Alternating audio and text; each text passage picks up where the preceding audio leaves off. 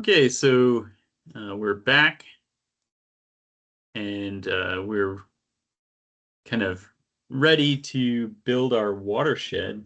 We've got all the channels, we've got our flow direction and our flow accumulation raster. We need to go back into geoprocessing and hydrology tools. And what we're after is calculating watershed. But before we do that, we need to make a pour point. Okay, and so we can click this snap pour point tool. Um, Sometimes you might have something like maybe a stream gauging station along a river that you might want to use. Uh, and it might be near the river, but it might not actually sit right on the calculated watershed of the river.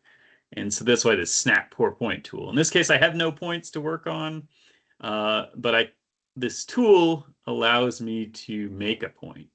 Actually, you can make a point, you can make lines, polygons, um, just really kind of needs to intersect the flow accumulation raster to work.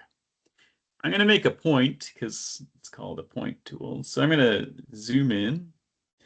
And this point thing is going to it's going to snap to the line. But what we really need to think about is snapping to that flow accumulation raster.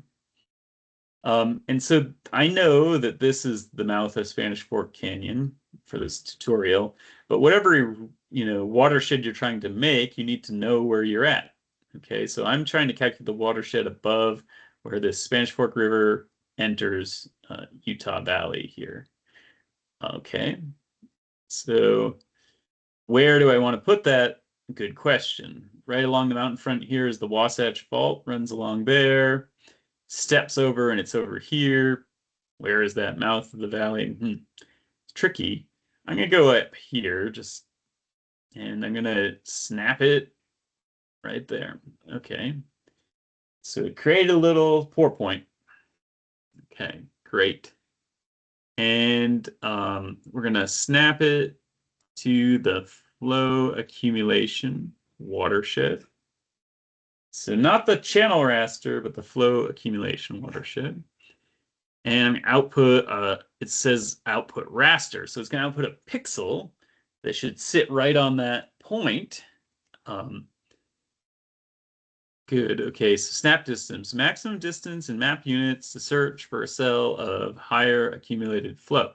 So I'm going to look around. I'm kind of like make sure I've got the highest flow accumulation pixel. So these are 30-meter pixels, so probably want to look more than 30 meters to make sure I actually did this right. Um, uh, I'll pick 300 meters. Okay. That might put me up downstream a little bit, but I think it should still work. Okay, so let's click run.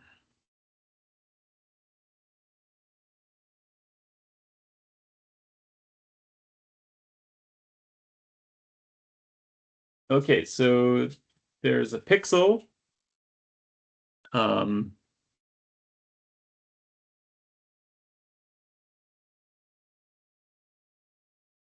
Somewhere. Let's see. Let's see if it happened. Okay, so pixel, zoom to layer.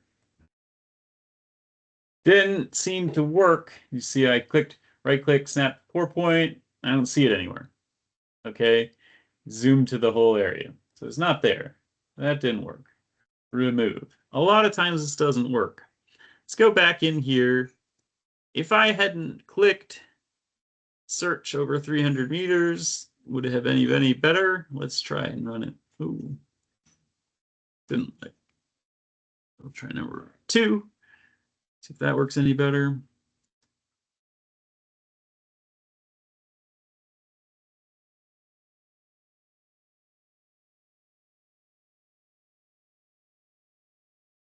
Something's missing.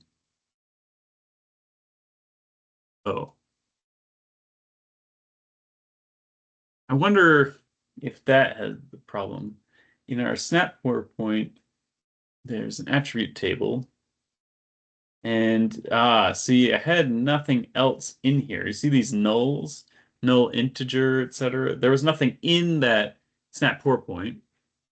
And so in the pour point field, it was like, what is there? And I had integer and there was null. So that's why it didn't make anything. So I'm going to change it to object ID. So that's the reason for it to fail. I'm going to go back to the snap distance of 300 just to prove myself that that's why it failed. And click run. See that it works this time. Okay, let's make snap point 2. Let's zoom to that layer. Oh, didn't work still.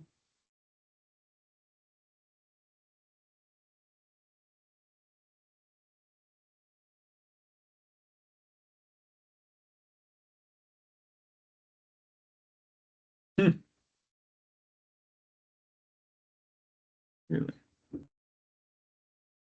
Okay, so still no. I think it did work. Yeah. Okay, so if we look down here, we can see it's on this pixel. It went downstream 300 meters. So that should have been, I guess, what I expected. So it's got this crazy value. Let's make it red so we can see it.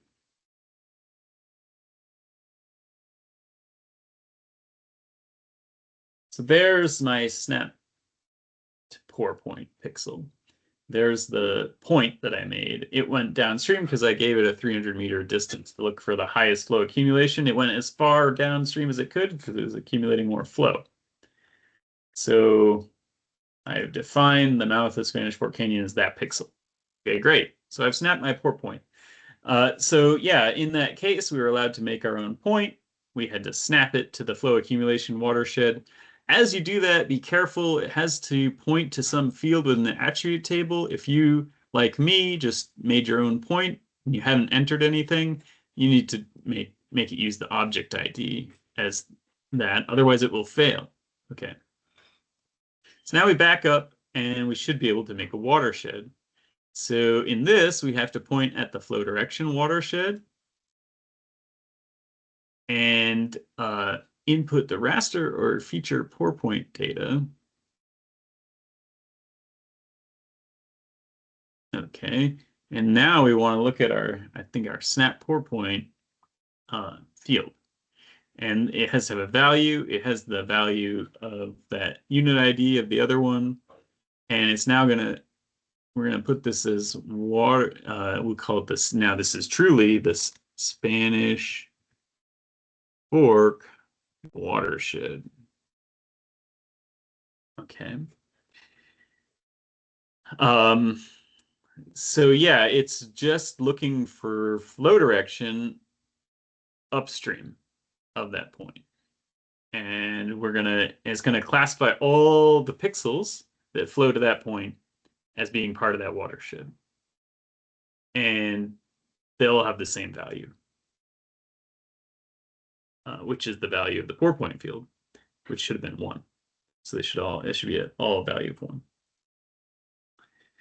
Okay, so let's zoom out. We should get a blob of a watershed to appear on top of this shortly. And there it is. So there's our Spanish Fork watershed. Indeed, we got enough DEM to make that. Okay. So the cool thing about this is now we have this kind of unit area of analysis that we're interested in. And we could clip all these channels to just this area. Right? We could say, you can go, say, go to map. We could select by location, select streams that intersect the water. No, we've got another step to go. So we don't yet fully have a watershed because remember, these are raster values. So here we need to turn that into feature. So in this case, we will go up to conversion tools and we will go from raster to polygon. So we're going to input that Spanish Fork watershed and gonna call it SF watershed polygon.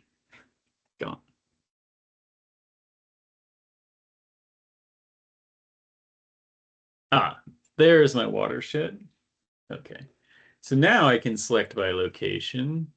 So input features from my lines, for instance, wherever those have run to. So those are called streams of the Spanish Fork watershed that intersect the watershed poly,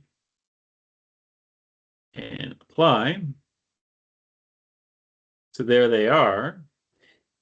And then I could right click, data export features, and these ones are actually streams of the Spanish Fork watershed.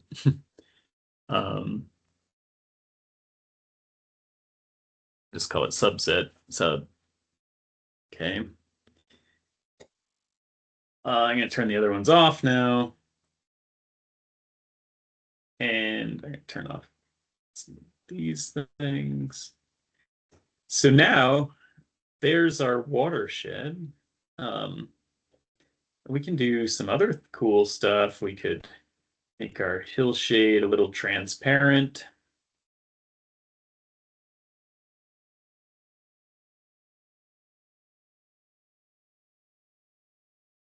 And now, you could actually make your watershed polygon a little different. You could decide that you don't want color for it, but maybe you want an outline boundary.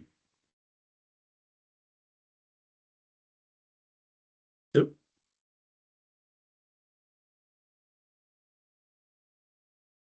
that doesn't look right.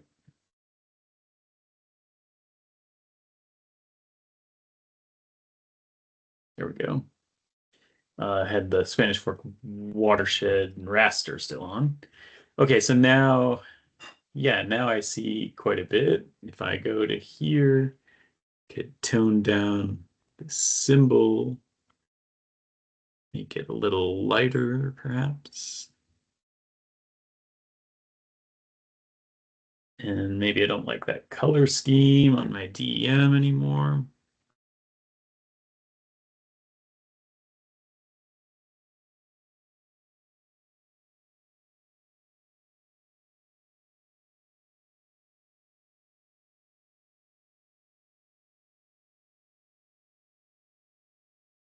Yeah, not too bad.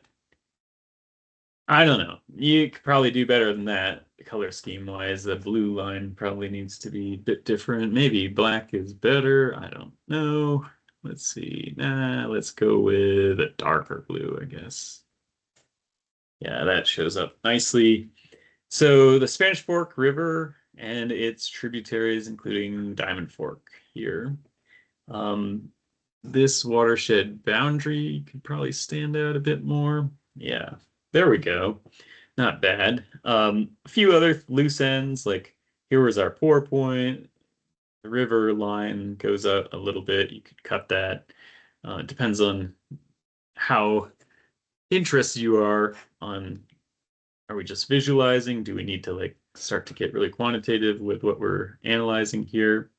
But I think it's kind of nice to see the context of the watershed and the rest of the landscape here. Okay, so let's see where we're at. I think so. We've got our watershed area as a polygon. We've converted it to feature class, and so now we can start to get information out of this, right? So, in our watershed attribute table, there's not much there. But we could add fields, right? We could say we know the area of the watershed, but we could calculate something else if we want the area to be in a different unit area. Let's try that. And we want it to then be float. And I say save. Okay, then we go back.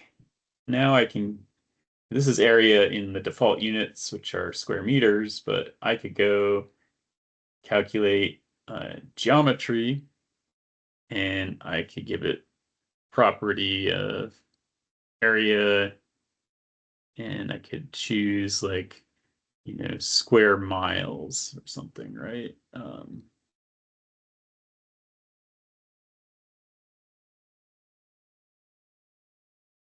634 square miles for the Spanish Fork watershed.